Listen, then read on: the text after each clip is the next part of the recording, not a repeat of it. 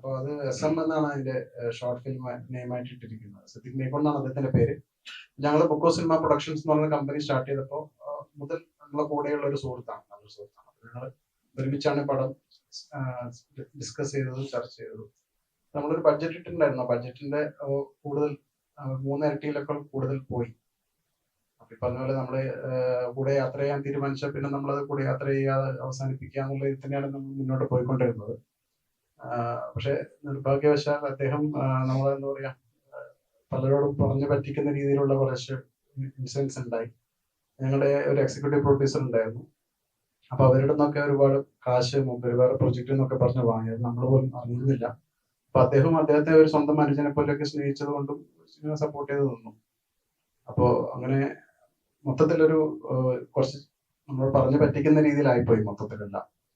അപ്പൊ അത് നമ്മൾ അവരോട് ചോദിച്ചു. അപ്പൊ അങ്ങനെ പടം റിലീസ് ആവുന്നതിനെക്കാട്ടി മുന്നേ നമുക്ക് തോന്നിയിരുന്ന് സംസാരിക്കണം എന്നൊക്കെ ഞാൻ അദ്ദേഹത്തെ പറഞ്ഞു. പക്ഷെ മൂപ്പര് അങ്ങനെ ഒരു പിടുത്തം തരാതെ മാറി മാറി നടക്കുകയാണ്.